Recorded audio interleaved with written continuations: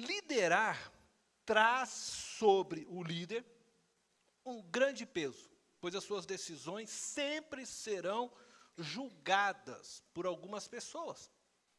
Por umas decisões serão consideradas boas e por outras elas serão consideradas más. Um líder nunca vai agradar todos os lados. Por isso, todo líder, ele precisa da sabedoria de Deus para que ele possa ser assertivo em suas decisões e tomá-las não baseado em sentimentos de culpa, não baseado no querer de homens e nem do seu próprio querer, mas baseado na sabedoria de Deus e na vontade de Deus. Na história de hoje, nós vamos conhecer uma líder que demonstrou possuir a sabedoria de Deus para liderar o povo de Israel de uma forma assertiva. Os juízes eram heróis locais. De alguma maneira, eles governaram partes distintas do território de Israel. Eram líderes tribais. Israel estava dividido em 12 tribos. E esses líderes, às vezes, surgiam em uma tribo ou em outra tribo, e eles lideravam o povo. Na sua maioria, eram militares, exerciam poder político e, algumas vezes, religioso, como foi o caso de Samuel. Eles eram instrumentos dos atos de redenção de Deus para com o povo de Israel. Estes atos eram seguidos por alguns anos de paz, até que, novamente, eles se esqueciam de Deus e, novamente, então, eram oprimidos por algum povo que estava naquela região, um povo canaanita. Eles atuaram em períodos de grande apatia espiritual e moral. Eles eram levantados por Deus nestes momentos que Israel estava perdida espiritualmente e moralmente. Evidentemente que o termo empregado a eles, e a tarefa também empregadas a eles, e por isso, né, o termo juiz, apontam para uma realidade maior do que eles. Apontam para Cristo. Cristo é o verdadeiro libertador e juiz de seu povo. Aquele que viria, então, libertar Israel definitivamente de seus inimigos e colocar Israel na terra de descanso.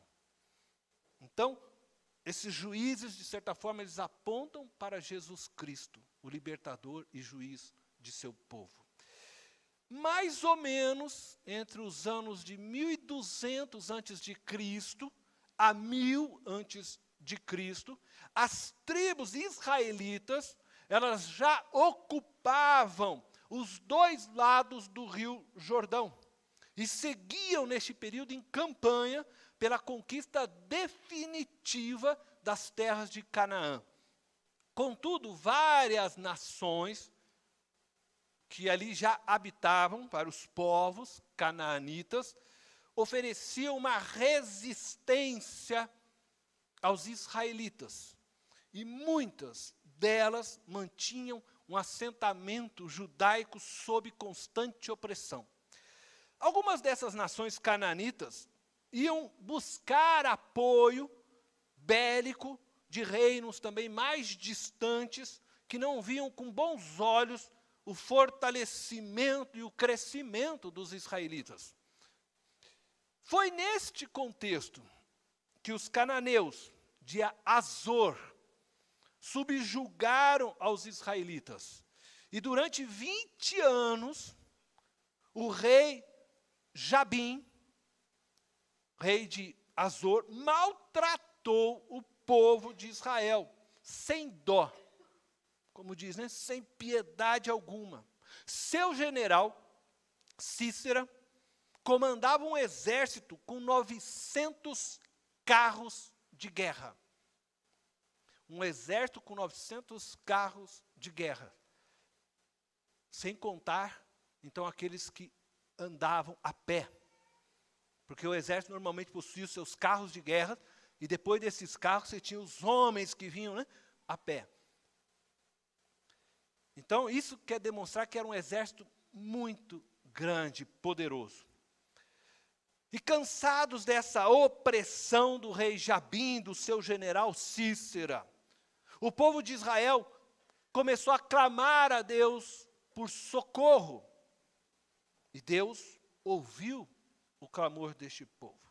E naquela época, Deus levantou então uma israelita chamada Débora, mulher de Lapidote, uma profetisa. Atuava como juíza sobre Israel.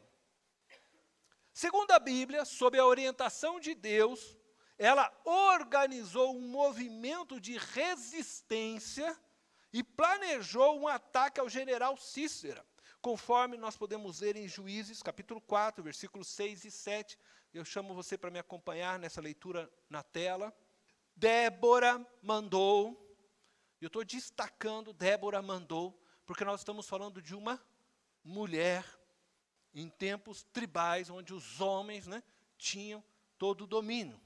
Débora mandou chamar Baraque, filho de Abinoão, de Quedes, em Naftali. Ele disse: o Senhor, o Deus de Israel, lhe ordena que reúna 10.000 homens de Naftali e Zebulon, e vá ao monte Tabor.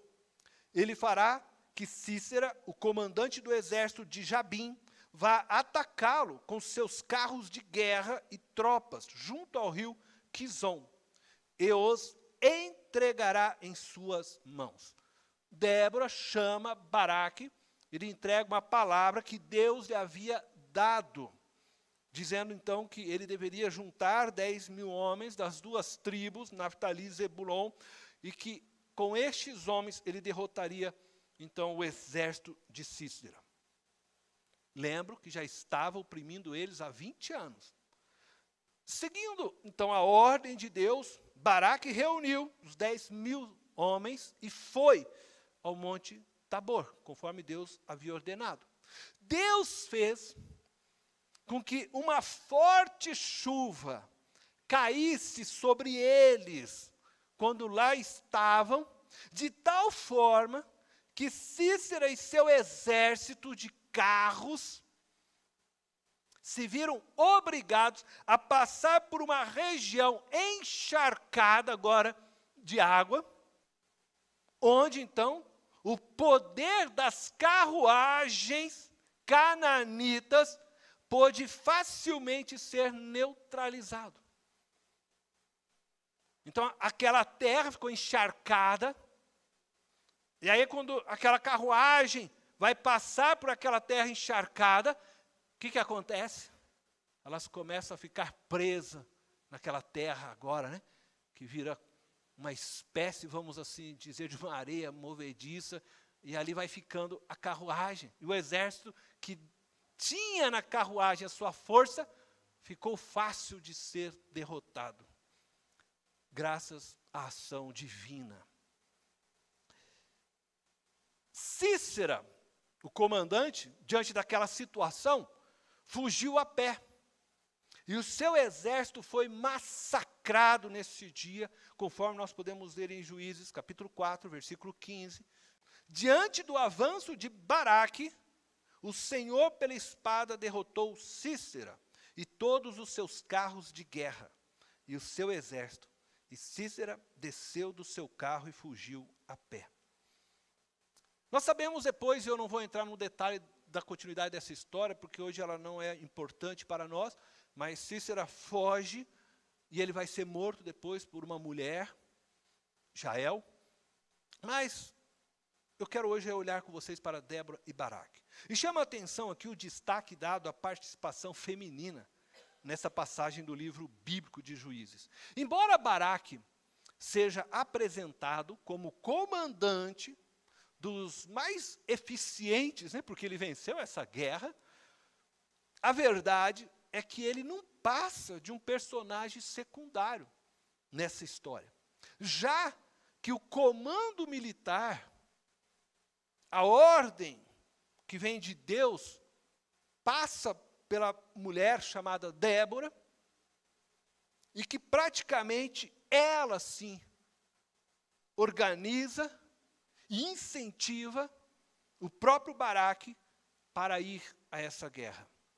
Dessa forma, ela é destacada neste texto. Ela é a única mulher de que temos notícia exerceu essa função em Israel.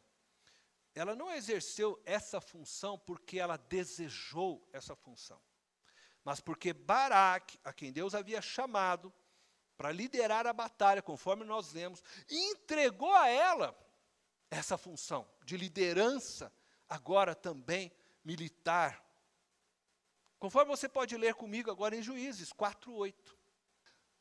Uma vez que ele foi chamado por ela, Baraque responde a ela. Baraque disse a ela: se você for comigo, irei.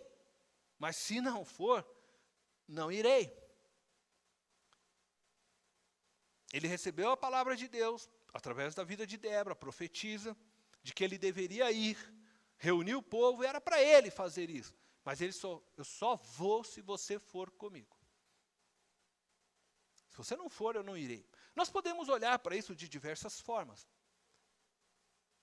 Não, Baraque demonstrou uma certa covardia. Afinal, 20 anos sendo oprimidos por Císera. Um exército que tinha 900 carros. Muito poderoso, muito forte. De repente, como alguém que olha para Débora e fala assim: você tem certeza que Deus mandou falar isso? Então vamos junto. Eu vou no fogo, mas você vai ter que ir comigo, então vamos, né? Se Deus falou, vamos ver se você está nisso mesmo, né? Essa pode ser uma visão que você tenha. Ou talvez a gente pode olhar e pensar assim: não, Baraque, ele foi sábio, porque o que ele queria, na verdade, através da profetisa, e considerando que o profeta no Antigo Testamento é aquele que fala em nome de Deus, ele queria sim, através dela, a presença dela, levar a todo o exército que ele estaria convocando a certeza de que Deus estaria lá. A Débora está conosco, a profetisa, que trouxe a palavra de Deus, e talvez dessa forma passar um vigor, um ânimo, um incentivo para aquele povo. Pode ser. Mas eu sei que na história diz que por causa dessa palavra de Baraque, ele perdeu. É isso que diz o texto bíblico. O grande privilégio de matar o comandante Cícera. Deus disse, por causa disso, está escrito, eu vou deixar que uma mulher mate Cícera. E aí então entra Jael nessa história onde Cícera fugiu, escondeu-se na tenda dela, dormiu e acabou matando-o. E não foi Baraque então quem o fez.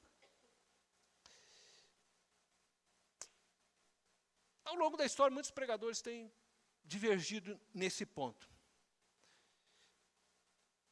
Isso não importa para nós, de fato. Porque a questão é que tanto Débora quanto Baraque, junto com os 10.000 homens, juntos, venceram o exército de Císera. Juntos, eles puderam trazer libertação a Israel.